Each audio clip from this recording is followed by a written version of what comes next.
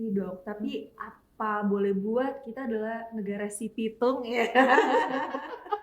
Jadi memang adegan-adegan kayak gitu bisa jadi ada yang mikir, oh ini kiriman, oh ini apa gitu kan. Benar. Jadi banyak banget juga lagi. yang tindak lanjutnya itu lebih ke mungkin mistikal daripada betul. medikal, bener Iya. kan? Nyeri dada, Oke. itu apa? Angin duduk, nggak apa-apa, dikerokin aja. Oh nggak apa-apa, itu sakit lambung aja, minum obat warung gitu ya.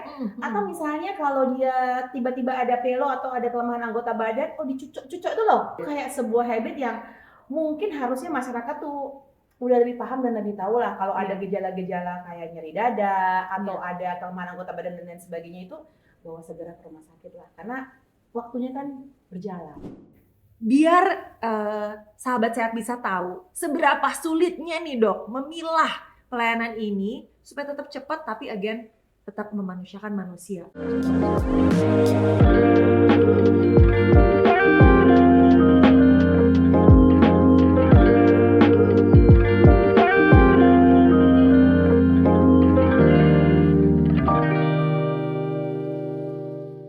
Halo sahabat sehat, apa kabar semuanya? Semoga semuanya dalam keadaan happy, sehat, dan berbahagia.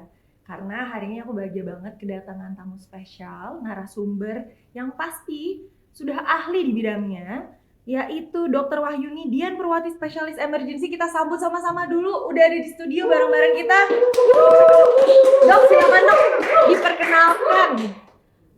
Selamat pagi teman-teman semua, saya Wahyuni Dian Purwati, saya emergency physician, spesialis emergency medicine, kadang-kadang ada di UGD, kadang-kadang ada di pinggir jalan kalau lagi ada maraton, kadang-kadang jadi guru, jadi dosen gitu ya, kadang-kadang jadi direktur rumah sakit.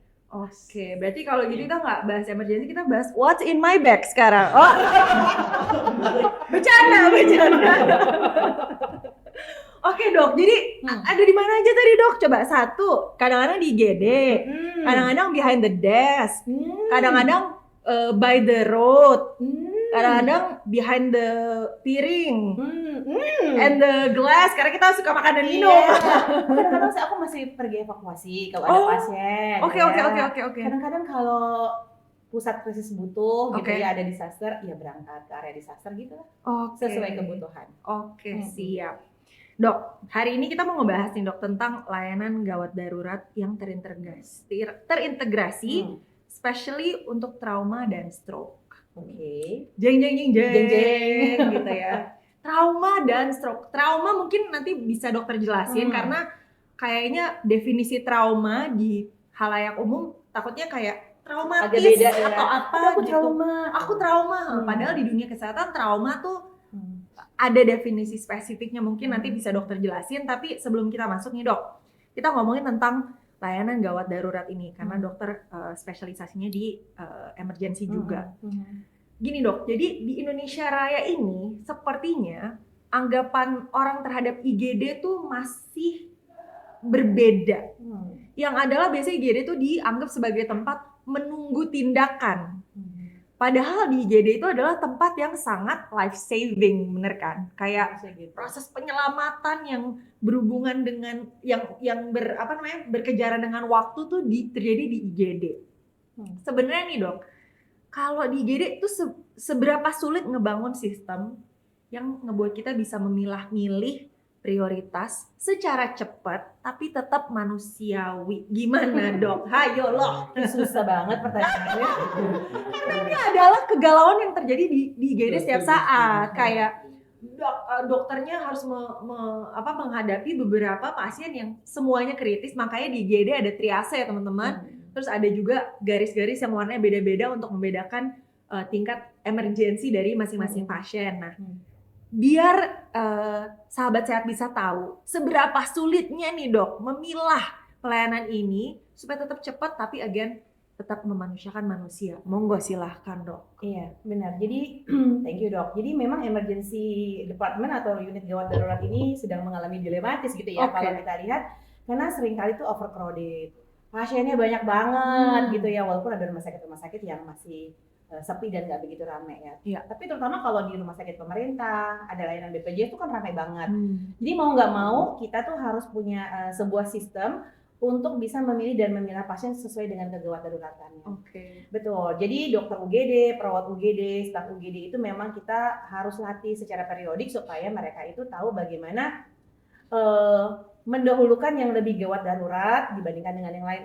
Ya mohon maaf, bukannya kita nggak memanusiakan manusia gitu ya, cuman memang kadang-kadang yang emergency menurut pasien itu nggak emergency menurut kita. Betul. Ya. Nah, tapi balik lagi lah, kita kan juga paham lah ya, apalagi kalau pasiennya orang tua atau anak-anak atau bayi itu orang tuanya kayak menunggu 5 menit itu udah kayak 1 jam. Betul. Jadi sistem triase kita lakukan. Kadang-kadang kita start the triage itu mulai dari pre-hospital kalau kita jemput pakai ambulans gitu. Tapi kita juga tetap harus mengajarkan kepada perawat kita, staf kita di emergency itu untuk melakukan komunikasi dan edukasi tuh. Iya, soalnya supaya terinformasi Bu, Ibu kondisinya itu seperti ini, hemodinamiknya begini, ada orang lain yang lebih gawat. Jadi mohon maaf boleh nggak Ibu tunggu? Kadang-kadang karena pasien nggak terinformasi jadi merasa kayak gue nggak ada apa-apain nih di UGD, gue udah nunggu 30 menit. Ya lu buat suruh tunggu 30 menit karena ada yang lain yang lebih gawat. Harusnya gitu. Harusnya gitu sih. Oke, berarti intinya di IGD tuh bukannya ini ya, ada satu yang lebih diduluin karena VIP gitu. Enggak gitu sih sebenarnya. Titipan.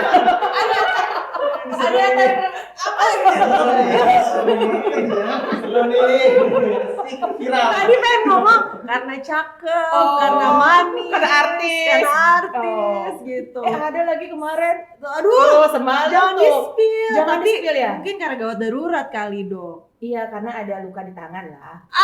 Luka di tangan. Bukan di hati ya. Bukan mengecilkan, tapi siapa tahu ada yang lebih mengkhawatirkan daripada luka di tangan. Makanya mungkin nomor 1 memang kalau di kedokteran, modul pertama yang dipelajarin adalah kemampuan berkomunikasi.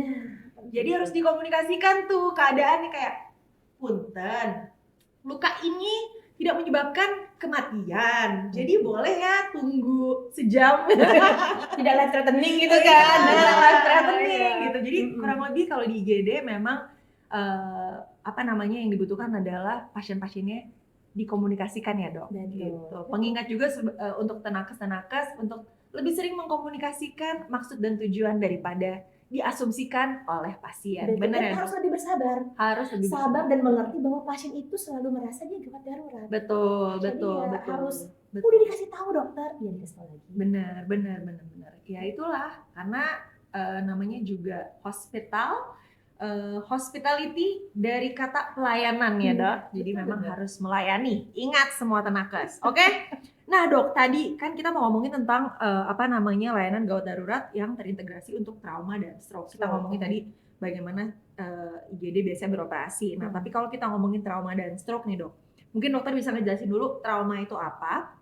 Sekalian juga aku pengen ngasih tahu bahwa memang si stroke ini adalah salah satu penyebab kematian nomor 1 di Indonesia, ya kan? Bener nggak Dok? Boleh dikonfirmasi nggak Dok? Sejauh ini datanya mengatakan stroke. Gue lupa lagi. Nggak apa-apa. Pokoknya ya udah aku ingetin. Jadi stroke itu kan masuk ke dalam top 10 catastrophic disease. Catastrophic disease itu adalah penyakit yang tingkat kematiannya tinggi, ongkosnya pun juga tinggi. Oke. Jadi udah menyebabkan kematian paling tinggi, bikin kantongnya juga keringnya juga ya ampun gitu kan. Terus menyumbang sekitar 19-21% dari total kematian nasional, yang artinya stroke ini bukan hal yang main-main. Oke. Sehingga adanya layanan gawat darurat yang fokus kepada trauma dan stroke ini saya rasa memang diperlukan. Nah Dok, trauma dan stroke ini kan bukan hanya soal tindakan medis yang cepat ya Dok, tapi soal apakah sebuah rumah sakit punya sistem yang bisa bergerak dengan precise gitu saat menangani golden period. Iya kan. Namanya golden period, nanti dijelasin sedikit.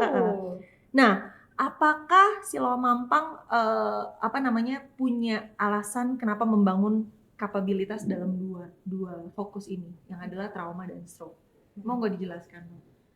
Oke, jadi kalau kita bicara tentang apa tadi tuh penyakit-penyakit kayak stroke, kayak Iya. trauma, sebenarnya satu lagi sih yang kalau kita kembangkan di grup gitu ya, di whole group itu adalah salah satunya adalah STEMI. Ya. Bener ya, STEMI ya. Yang ada lah kepanjangannya Yang STEMI. Intinya lah kalau mau gampang kita ngomong serangan jantung lah. Ya, serangan jantung gitu ya. Serangan jantung. Oke, jadi kalau kita bicara tentang trauma ini adalah lebih ke arah cedera gitu lah ya. Cedera, terutama adalah cedera yang life threatening, yang mungkin mengancam nyawa. Nah itu tuh kita juga punya golden period lah. Jadi seperti serangan jantung, seperti problem stroke, seperti trauma ini adalah pasien-pasien yang outcome-nya kita yakini dan memang terbukti akan lebih baik kalau kita punya sistem yang baik. Jadi kita memang mengembangkan in the group, nggak cuma di Sewa Mampang gitu ya. In the group itu sebenarnya kita punya layanan yang terintegrasi mulai area pre-hospital. Jadi kita terintegrasi lewat Siloam Ambulan Call Center, di mana tuh kita punya sebuah mekanisme, mereka bisa telepon ke kita di 15511, terus kemudian telepon di pick up sama kita punya call center ya, hotline itu which is itu adalah perawat, dia bisa dispatch ambulan dengan segera di rumah sakit yang paling dekat. Di rumah sakit yang paling dekat. Nah, jadi sistemnya itu kita integrasikan, kemudian kita tuh punya tim yang tergabung dalam code stroke, code STEMI dan code trauma. Jadi mereka tuh udah ready, jadi mereka tuh udah tahu dan punya waktu-waktu gitu loh. Kalau misalnya dia stroke, maka sekian menit dia harus dijemput, sekian menit dia harus CT scan, sekian menit radiologi mesti baca, sekian menit neuro mesti hadir, kemudian obatnya tuh kita bisa masukkan segera. Nah, kenapa sih kita mesti CT scan misalnya gitu segera? Ya karena kan kita mesti bedain yang sumbatan atau perdarahan lah gitu. Jadi itu sih yang kita coba kembangin di grup sehingga pasien ini outcome-nya jadi lebih baik lah. Lebih baik ya. Kan kita nggak mau ya stroke-nya confirm terdiagnosa, tapi kemudian pasiennya vegetatif atau nggak bisa bangun lagi kan ya nggak bagus lah. Pokoknya memperbaiki aspek kualitas hidupnya meskipun sudah terserang tadi ya, stroke, apakah STEMI atau terjadi trauma gitu, karena untuk menghindari kecacatan dan sebagainya gitu ya dok. Oke, berarti Siloam ini lagi mengembangkan satu unit yang terintegrasi supaya bisa meningkatkan kualitas hidup pasien-pasien yang terdiagnosa atau terkena penyakit tadi itu semua. Oke. Nah dok, karena dalam unit penanganan trauma dan stroke itu kita tuh time saving is life saving. Luar biasa. Time saving is life saving. Tring gitu ya, ada di sini. Gitu. Yang adalah kita sebut juga golden period. Secara realita di lapangan apa aja sih faktor yang paling sering ngebuat pasien kehilangan golden time-nya bahkan sebelum tindakan medisnya dimulai? Apa yang bikin? Mitos loh salah satunya. Mitos misalnya begini. Nyeri dada, itu apa? Angin duduk, nggak apa-apa, dikerokin aja. Nggak apa-apa, itu sakit lambung aja, minum obat warung gitu ya. Atau misalnya kalau dia tiba-tiba ada pelo atau ada kelemahan anggota badan, dicucuk-cucuk itu loh. Diapain tuh dok? Cucuk-cucuk itu loh pakai jarum, kan sumbatan pembuluh darah. Kita cucuk-cucuk supaya darahnya itu kayak nggak tersumbat. Jadi kalau belum, ibaratnya itu walaupun sekarang udah nggak semua ya, tapi masih ada lah di area-area tertentu tuh yang kalau nggak benar-benar sampai jelek banget kondisi itu nggak dibawa ke rumah sakit. Itu kayak sebuah habit yang mungkin harusnya masyarakat tuh udah lebih paham dan lebih tahu lah kalau ada gejala-gejala kayak nyeri dada atau ada kelemahan anggota badan dan lain sebagainya, itu bawa segera ke rumah sakit lah karena waktunya kan berjalan. Ngerti dok, tapi apa boleh buat, kita adalah negara si pitung ya. Jadi memang adegan-adegan kayak gitu bisa jadi ada yang mikir, ini kiriman, ini apa gitu kan. Benar. Jadi banyak juga tindak lanjutnya itu lebih ke mungkin mistikal daripada medikal, bener nggak? Atau lebih tradisional. Atau spiritual loh, kok? Atau jadi mental ya? Kok jadi banyak ya gitu. Oke, berarti tadi sebenarnya kepercayaan masing-masing individunya itu ya yang membuat kita jadi mungkin kehilangan golden time-nya untuk penyembuhan dan mungkin prognosis yang lebih bagus ya. Berarti obatnya adalah meningkatkan literasi masyarakat tentang kesehatan. Salah satunya tuh, bener. Salah satunya. Yang lainnya itu terkait dengan sistem sih. Maksudnya kan kadang-kadang untuk masyarakat yang udah lebih aware nih, mereka coba telepon ambulan. Terus ditelepon susah, ditelepon nggak nyambung, ditelepon nyambung, ambulannya nggak datang-datang. Terus udah ambulannya datang, jalan-jalan macet. Aduh. Iya. Nah dok, ini pas banget berlanjut ke pertanyaan berikutnya. Soal tadi, karena kita mau ambisius membuat layanan yang terintegrasi, tapi kembali lagi faktor-faktor eksternal yang mungkin tidak terlalu bisa kita kontrol itu yang mungkin bisa jadi tantangan lah ya dok. Nah ini ada sedikit contoh nih, sepengetahuanku yang dari bacaan-bacaan dan juga ada beberapa kolega yang datang dari negara ini yang adalah dari China. Udah kita nggak usah ngomongin gap kemajuan dari teknologi dan berbagai aspeknya ya dok. Jadi terkait layanan gawat darurat terintegrasi. Pertanyaan pertama itu artinya apa sih secara konkret yang bisa kita terapkan di Indonesia? Nomor satu itu. Dan gimana IGD, spesialis dan fasilitas pendukung itu bekerja sebagai satu sistem yang integrated di Siloam Mampang. Selain tadi dokter udah menjelaskan. Dan pengen juga ngasih tahu ke teman-teman, sembari juga pengen cerita ke dokter bahwa di China itu ada namanya Mobile Stroke Unit yang menggunakan Smart Green Pathway. Namanya kalau nggak salah gitu. Karena jadi di mobil ambulansnya ini sudah integrated sama manajemen lalu lintas. Advance banget ya. Jadi kalau ambulansnya lewat, itu lampunya langsung hijau. True, betul. Lampu merahnya yang dilewatin sama ambulans itu langsung hijau karena dia tahu bahwa pasiennya ini threaten nih, secara nyawanya nih lagi life threatening kondisinya. Nah itu sudah ada di negara sebelah sana. Pertama, realita gap di lapangan tuh sejauh apa kita menuju ke sana, dan kalau di Siloam Mampang apa inisiasi-inisiasi yang digunakan untuk mengintegrasikan sistem yang lebih komprehensif dan integrated itu dok? Monggo. Iya benar. Ini memang teknologi atau digitalisasi gitu ya, atau sistem di negara lain tuh udah relatif lebih baik berkembang dibanding sama kita. Jadi saya ngalamin sendiri tuh kalau di Singapura tuh juga begitu, tapi mungkin kita excuse-nya kayak ini negara kecil ya, itu mah gampang gitu. Nah, kita tuh memang belum sampai ke arah sana, karena menghadirkan sesuatu yang terintegrasi ini kan butuh bukan cuma di sektor swasta, tapi juga di sektor pemerintah. Nah, kalau di sektor pemerintah memang kita lagi bekerja melalui PSC 119. Ya, kita sedang kolaborasikan tuh call center gitu ya. Kemudian tim dokter, nurse-nya jadi ini supaya nggak cuma di grup Siloam yang cuma 41 rumah sakit lah ya, tapi maunya kan seluruhnya. Nah, supaya terkoneksi. Nah, kita juga udah pernah tuh sebenarnya mencoba untuk coba deh kita lihat deh yang namanya si mobile stroke ini mungkin nggak sih ada di Indonesia. Datanglah itu orang. Terus kita lihat, oh iya. Permasalahannya salah satunya adalah badan mobil itu gede banget, terus berat banget itu mobil karena dia membawa CT scan kan.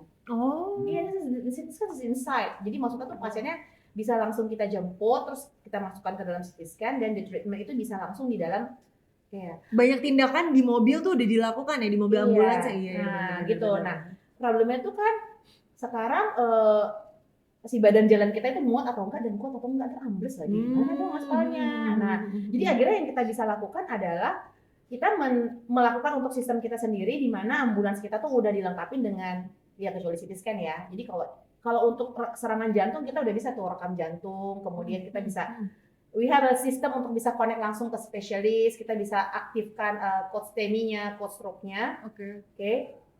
Nah, tapi kita memang, walaupun peraturan bilang bahwa kalau ambulans membawa pasien tuh bisa menembus lampu merah, cuman memang kenyataannya nanti kalau kita menembus lampu merah, di belakang kita akan ada ikut lah 10 mobil di belakang gitu kan. Nah, ya, agak susah gitu. Nah, in certain area kita bisa kerjasama dengan pihak setempat untuk bisa lakukan itu, tapi tidak untuk yang luas. Tapi intinya adalah, idenya adalah kita, kalau mereka nggak bisa datang ke kita akan menghadirkan layanan itu ke rumah. Jadi obat-obatan, peralatan, mesin ventilator dan lain sebagainya kita akan datang untuk jemput pasiennya.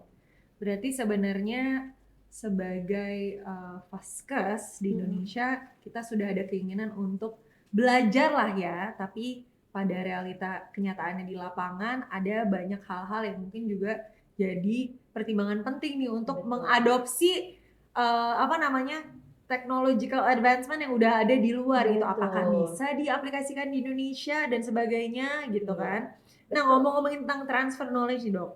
Aku lihat-lihat kemarin si Loa Mampang abis ada kolaborasi sama ahli bedah ortopedi dari US.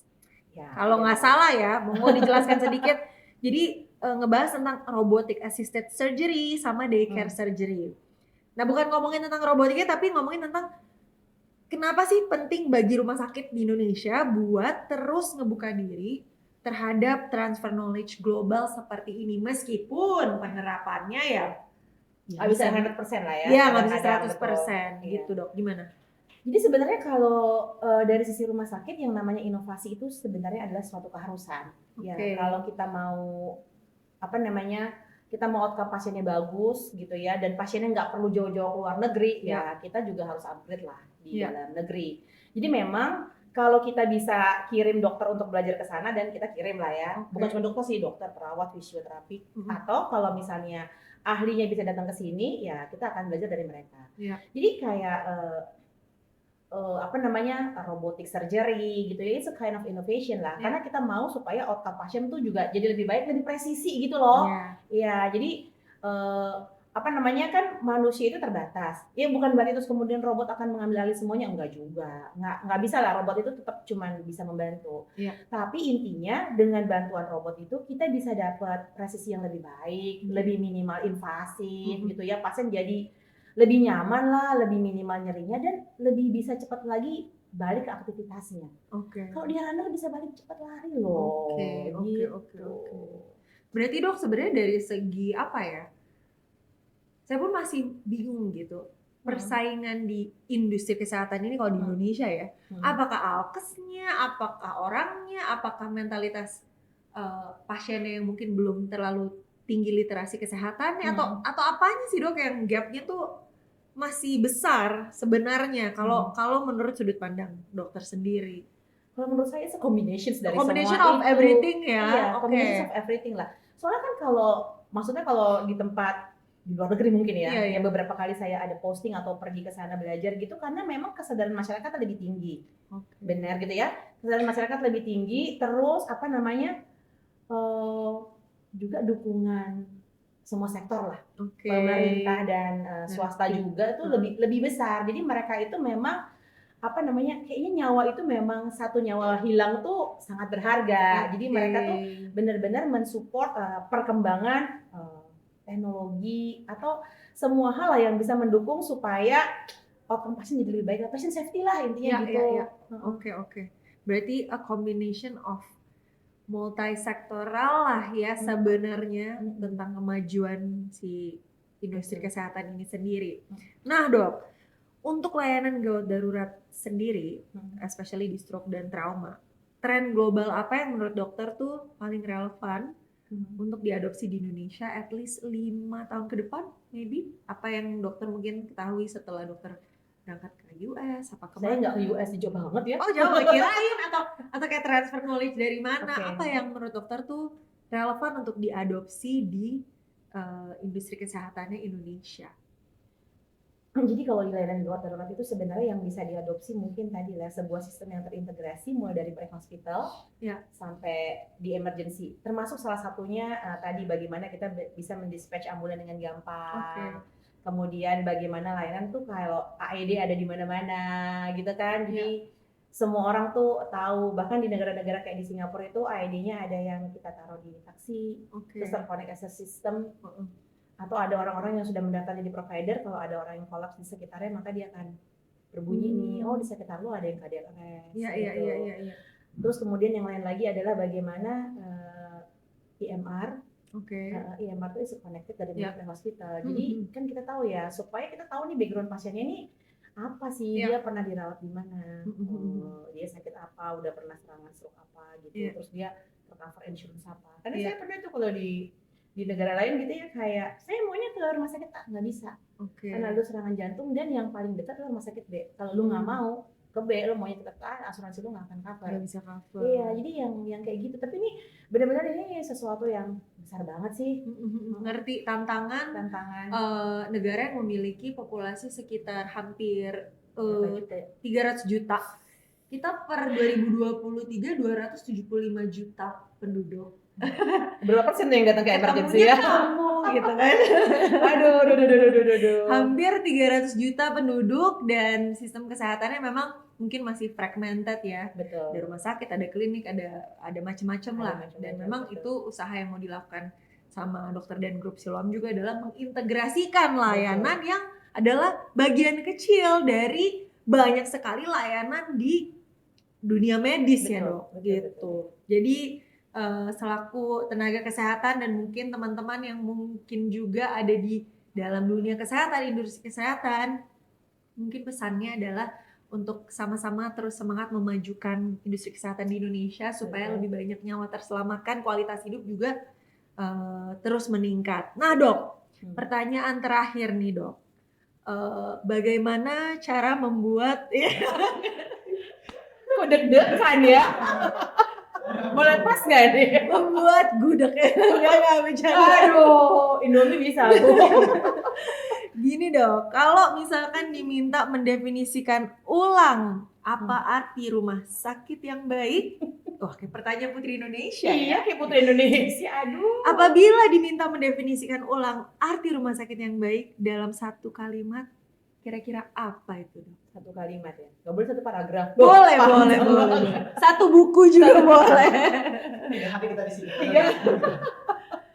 Monggo dok. Oke, jadi kalau menurut saya rumah sakit yang baik itu adalah rumah sakit yang terus berinovasi, gitu ya, dan berinvestasi tentunya dalam rangka untuk meningkatkan patient safety. Karena kalau rumah sakit nggak mau berinovasi, nggak mau berinvestasi, nanti layanannya itu menjadi stagnasi. Gitu. Balik lagi kesian juga pasiennya. Investasi kan bisa banyak hal ya, nggak harus investasi robot gitu sebenarnya. Tapi mungkin investasi untuk sumber daya manusia, training, rekrutmen dokter spesialis, gitu, dan lain sebagainya. Dok, pertanyaan yang agak sedikit unorthodox ya. Katanya udah kerasin. Gimana sih kok Belum lagi.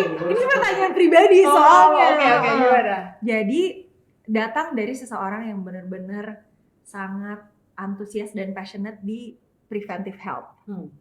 Pencegahan lah dok. Apakah sebenarnya kedepannya tuh rumah sakit yang baik, ini diskusi dan tidak mengeneralisir ya. Apakah rumah sakit yang baik ke depannya itu adalah rumah sakit yang membuat masyarakatnya tidak datang ke rumah sakit? Setuju. Bener? Iya dong. Iya dong, pasti kan. Karena mencegah pasti lebih baik daripada mengobati. Iya kan? Dan mencegah pasti lebih murah lah. Itu loh maksudnya pesan yang mau dikasih tahu juga di terakhir ini adalah sebenarnya karena populasi kita ada ratusan juta, secara pembiayaan juga agak lumayan gitu ya kayak. Betul. Faktanya Indonesia ini kayak agak kewalahan membiayai kesehatan populasinya, hampir 300 juta. Kalau semua orang cuci darah, gimana? Iya kan? Benar. Modar itu jadinya. Nah, makanya tadi pertanyaan itu keluar, apakah pada akhirnya Indonesia akan dipaksa untuk masuk ke area di mana kita harus mengedepankan prevention karena mencegah lebih murah daripada mengobati. Dan pasti tuh soalnya kalau udah terlanjur stroke ya, tahu sendiri kan, aduh panjang banget perjalanannya. Dia maksudnya udah recovery lah ya, cuman kan butuh fisio kadang-kadang. Setelah dia fisio belum tentu dia bisa balik normal. Ya kalau misalnya kemudian dia nggak bisa kerja dan lain sebagainya gitu, oke lah di cover sama BPJS yang sakit. Anaknya di rumah, bapaknya nggak bisa kerja, nah siapa yang mau mengcover? Itu sih sebenarnya panjang. After effect-nya panjang ya dok. After effect-nya. Berarti sehat itu mahal tapi sakit jauh lebih mahal. Karena sehat butuh usaha tapi sakit merenggut opportunity, tenaga dan materi.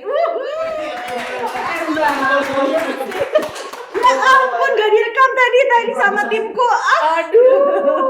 Dok, pesan-pesan terakhir untuk masyarakat Indonesia mungkin untuk menghindari stroke dan juga apa pesan-pesan yang although dokter memang ada di dalam unitnya, tapi apa yang harus dipegang teguh nih sama masyarakat Indonesia supaya kesehatannya lebih dikedepankan? Monggo dok. Ini tadi preventif kan? Preventif. Nah sebenarnya juga saya tuh lebih seneng kalau misalnya ketemu sama teman, saudara, kerabat gitu ya. Ketemunya mungkin di mana? Di pinggir jalan kalau lagi maraton, lagi lari, atau lagi di mall. Daripada saya harus ketemu di area gawat darurat lah. Aduh jangan dok. Iya benar. Saya juga sebenarnya kalau lebih sedikit pasien yang datang ke gawat darurat pastinya lebih seneng lah.